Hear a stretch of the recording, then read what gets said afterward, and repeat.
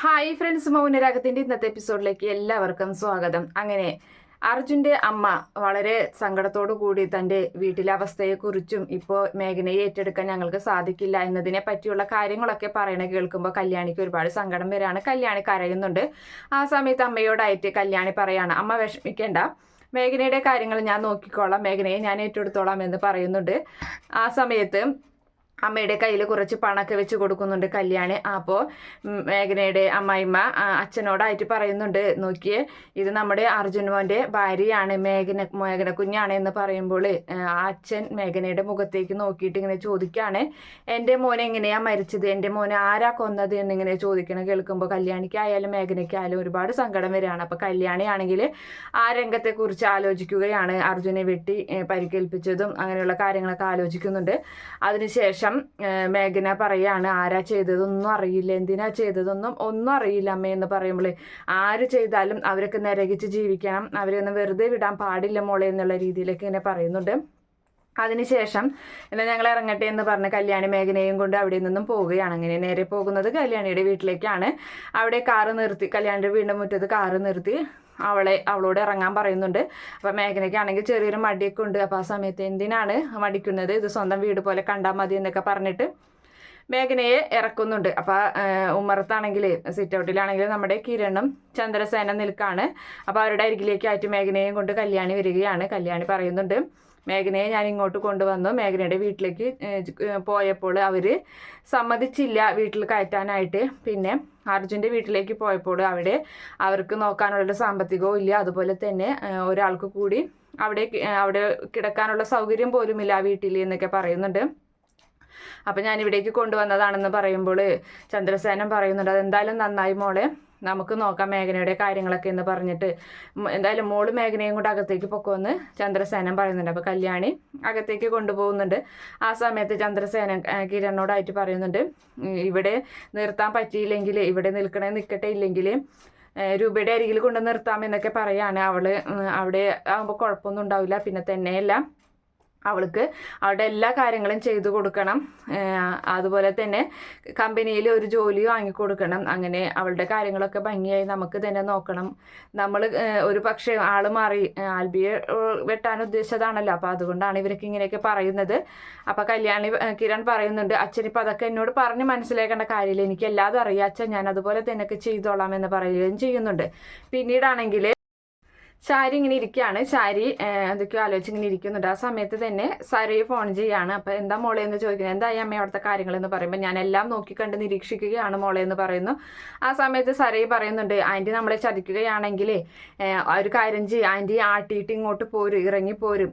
പിന്നെ തന്നെയല്ല, കാര്യങ്ങളെല്ലാം ഇവിടെയുള്ള ഭ്രാന്തനായ എൻ്റെ അച്ഛനുണ്ടല്ലോ അയാളെ അറിയിക്കണം, അയാൾ എന്താണെന്ന് വെച്ചാൽ ചെയ്യട്ടെ, കൊല്ലണമെങ്കിൽ കൊല്ലട്ടെ, അല്ലെങ്കിൽ വേറെ എന്തെങ്കിലും ചെയ്യണമെങ്കിൽ ചെയ്യട്ടെ, ജയിലിൽ പോകട്ടെ, നമുക്ക് അച്ഛൻ്റെ കാര്യങ്ങളൊന്നും നോക്കണ്ട, എന്തായാലും മനുവേട്ടൻ്റെ കൂടെ നമുക്ക് ഇവിടെ നിന്നും അമേരിക്കയിലോട്ട് പോകാം, അച്ഛൻ എന്ത് വേണമെങ്കിലും ആയിക്കോട്ടെ എന്നൊക്കെ ഇങ്ങനെ പറയുമ്പോൾ, അത് തന്നെയാണ് മോളെ എൻ്റെയും തീരുമാനങ്ങൾ എന്നൊക്കെ ശാരി പറയുന്നുണ്ട്. അതിനുശേഷം സരയുടെ അരികിലേക്കായിട്ട് മനു വരികയാണ്. അപ്പം മനു ചോദിക്കുന്നുണ്ട്, എന്തായി കാര്യങ്ങളൊക്കെ എന്ന് ചോദിക്കുമ്പോൾ അമ്മ എല്ലാം നോക്കി കാണുകയാണ്. എന്തായാലും ആൻറ്റി ഞങ്ങളെ ചതിക്കില്ലെന്നാണ് തോന്നുന്നതെന്ന് പറയുമ്പോൾ, അതൊന്നും പറയാൻ പറ്റില്ല മോളെ, കാരണം പലപ്പോഴായിട്ട് ഞാൻ കണ്ടിട്ടുണ്ട് ഇവിടെ റൂമിൽ കയറിയിട്ട് അപ്പുറത്തെ വീട്ടിലേക്ക് നോക്കുന്നതും ഓരോ കാര്യങ്ങൾ നിരീക്ഷിക്കുന്നത്. അങ്ങനെയാണെങ്കിൽ അങ്ങനെ ചെയ്യേണ്ട ആവശ്യമില്ലല്ലോ എന്ന് പറയുമ്പോൾ, എന്തുകൊണ്ട് അപ്പം മനുവേട്ടൻ ഇതൊന്നും ഞങ്ങളോട് നേരത്തെ പറയാഞ്ഞെന്ന് ചോദിക്കുമ്പോൾ, അതെങ്ങനെയാണ് മോളെ ഞാൻ പറയാം, നിങ്ങൾക്ക് ഒരുപാട് വിശ്വാസമാണ്, പിന്നെ തന്നെയല്ല മോളുടെ വറ്റിലൊരു കുഞ്ഞുവാവ ഉള്ളതല്ലേ, ഇതൊക്കെ ഞാൻ പെട്ടെന്ന് പറഞ്ഞു കഴിഞ്ഞാൽ മോൾക്ക് അതൊക്കെ ഒരു ഷോക്കായി മാറില്ല, അതുകൊണ്ടാണ് ഞാൻ ഇതൊന്നും അറിയിക്കാതിരുന്നത് എന്നുള്ള കാര്യങ്ങളൊക്കെ മനു പറയാണ്. അപ്പോൾ ആ സമയത്ത് അങ്ങനെയൊന്നും ആവില്ലെന്നാണ് എൻ്റെ വിശ്വാസം, കാരണം ചന്ദ്രസേനൻ എന്ന് പറയുന്ന ആൾ ആൻറ്റിയെ ഒരുപാട് ദ്രോഹിച്ചിട്ടുള്ളതാണ്, ചതിച്ചിട്ടുള്ളതാണ്, അത് നേരിൽ കണ്ടിട്ടുള്ളതാണ് ആൻറ്റി, അതുകൊണ്ട് തന്നെ അങ്ങനെയൊന്നും ഉണ്ടായിരിക്കില്ല എന്നിങ്ങനെ സരയ് പറയണം. കേൾക്കുമ്പോൾ അങ്ങനെയൊക്കെ സംഭവിച്ചിട്ടുണ്ടോ സത്യത്തിൽ എന്ന് ചോദിക്കുകയാണ് മനു. പിന്നെ ഇല്ലാതെ എന്നൊക്കെ ഇങ്ങനെ പറയുന്നു. അതിനുശേഷമാണെങ്കിൽ പറയാണ്, എന്തായാലും നമുക്ക് എത്രയും വേഗം അമേരിക്കയിലോട്ട് പോകാൻ മനുവേട്ടാ എന്ന് പറയുമ്പോൾ, അതിനെന്താ നമ്മൾ അതിന് വേണ്ട കാര്യങ്ങളൊക്കെ തന്നെയാണ് ഞാൻ നോക്കിക്കൊണ്ടിരിക്കുന്നത് എന്ന് പറയുമ്പോൾ, എന്നാൽ ശരി എന്നാ എന്ന് പറഞ്ഞിട്ട് സരയ് അപ്പുറത്തേക്ക് പോകുമ്പോൾ മനു ചിന്തിക്കുകയാണ്, ഇനിയിപ്പോൾ എത്രയും വേഗം അടുത്ത കൂട് തേടി പോകണം, അടുത്ത കൊമ്പിലേക്ക് ചാടണം, ഇനി ഇവിടെ നിന്നാൽ ശരിയാവില്ല എന്നുള്ള രീതിയിലൊക്കെ ഇങ്ങനെ മനസ്സിൽ ചിന്തിക്കുകയും ചെയ്യുന്നുണ്ട്. പിന്നീട് കാണിക്കുന്നത് ശാരിയുടെ വീട്ടിലേക്ക്, അതായത് രൂപയുടെ വീട്ടിലേക്കായിട്ട് സേനൻ വരികയാണ്. അങ്ങനെ സേനന് വന്നിറങ്ങി ബെല്ലടിക്കുമ്പോൾ രൂപ വാതിൽ തുറന്നു കൊടുക്കുന്നുണ്ട്. അപ്പം ശാരി അവിടെ ഇരിക്കുന്നുണ്ടായിരിക്കും. ഇവളുണ്ടായിരുന്നു എവിടെയെന്ന് ചോദിക്കുകയാണ്. അപ്പം അതേ എന്ന് പറയാം. അപ്പം ശാരി ആണെങ്കിൽ സേനനെ കാണുമ്പോൾ ചിരിക്കൊക്കെ ചെയ്യുന്നുണ്ട്. എന്നിട്ട് പറയുകയാണ് എന്താ ഇവിടേക്ക് വരാൻ കാരണം എന്ന് പറയുമ്പോൾ എനിക്ക് ആരോടും ഒരു ദേഷ്യമൊന്നുമില്ല. എനിക്ക് എൻ്റെ മകൾക്കും പിന്നെ അവിടെ ഉള്ള ഒരാളുടെ സ്ഥിതിയൊക്കെ അറിയാലോ, അയാൾ ഇങ്ങനെയൊക്കെ ആയതുകൊണ്ട് ഇനിയിപ്പോൾ ഞങ്ങൾ മാറാൻ തന്നെ തീരുമാനിച്ചു എന്നൊക്കെ പറയുന്നുണ്ട്.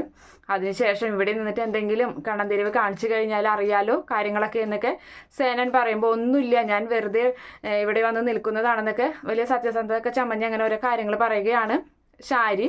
ആ സമയത്ത് വാ രൂപ എന്ന് പറഞ്ഞ് തോളിൽ കൈയിട്ടുകൊണ്ട് മുകളിലേക്ക് കയറി പോവുകയാണ് സേനനും രൂപയും കൂടിയിട്ട്. അപ്പോൾ അതിങ്ങനെ എത്തിച്ചു നോക്കുന്നുണ്ട്. എന്നിട്ട് മനസ്സിൽ വിചാരിക്കുകയാണ് പോ എന്തായാലും ഞാൻ കുറച്ചുകൂടി കാര്യങ്ങളൊക്കെ ഒന്ന് പഠിക്കട്ടെ എന്ന് മനസ്സിൽ വിചാരിക്കുന്നുണ്ട്. അങ്ങനെ ഒരു റൂമിൽ കയറിയിട്ട് രൂപ വാതിൽ കുറ്റിയിടാണ്. അപ്പോൾ സേനനാണെങ്കിൽ അവിടെ ഇരിക്കുന്നുണ്ട്. അപ്പോൾ അരികിൽ വന്നിരുന്നിട്ട് രൂപ അവിടെയോടായിട്ട് സേനൻ പറയുന്നുണ്ട് എന്തായാലും അവളെ ഒന്ന് ശ്രദ്ധിക്കണം, അവൾ ഇവിടേക്ക് വരാനുള്ള കാരണം നീ കഴിക്കുന്ന ഭക്ഷണത്തിൽ പോലും ശ്രദ്ധ ഉണ്ടായിരിക്കണം എന്നൊക്കെ പറയുമ്പോൾ അതൊക്കെ എനിക്കറിയാം ചന്ദ്രേട്ട എന്ന് പറയുന്നുണ്ട്. അതിനുശേഷം അവരെ അകറ്റി നിർത്തിയതാണ്. ചിലപ്പോൾ നമ്മൾ ഈ കളിക്കുന്നതൊക്കെ നാടകമല്ലെന്ന് അവർക്ക് മനസ്സിലാക്കി കഴിഞ്ഞാൽ അത് മതി നിന്നെയൊക്കെ അപകടപ്പെടുത്താൻ എന്നുള്ള കാര്യമൊക്കെ മുന്നറിയിപ്പ് പോലെ കൊടുക്കുകയാണ്. അപ്പോൾ ആ സമയത്ത് ഞാൻ അവളെ അങ്ങനെ പരിഗണിക്കാറൊന്നുമില്ല, എപ്പോഴും അവഗണിക്കാറ് തന്നെയാണ്. പക്ഷെ എന്താ ചെയ്യാൻ, നാണെന്ന് പറഞ്ഞ സാധനമില്ല. പിന്നെ ഞാൻ ഇവളോടായിട്ട് യാമിനിയോടായിട്ട് പറഞ്ഞിട്ടുണ്ട് അവളെ പരമാവധി ആക്ഷേപിക്കാൻ പറ്റാണ്ടത്തോളം ആക്ഷേപിച്ചോളാൻ. അപ്പോൾ അത് അവളെന്തായാലും ഏറ്റെടുത്തിട്ടുണ്ടാകും, അവളെന്തായാലും അങ്ങനെ ചെയ്യും എന്നൊക്കെ ഇങ്ങനെ പറഞ്ഞു കൊടുക്കുകയാണ്. അതെന്തായാലും നന്നായി എന്നൊക്കെ ഇങ്ങനെ പറഞ്ഞ് അവരങ്ങനെ സംസാരിക്കുകയാണ്. ഇതേ സമയത്ത് താഴെയാണെങ്കിൽ ശാരി വീണ്ടും ഇങ്ങനെ എന്തൊക്കെയോ ആലോചിച്ചിങ്ങനെ ഇരിക്കുകയാണ്. അപ്പോൾ അവിടേക്ക് യാമിനി വരുന്നുണ്ട്.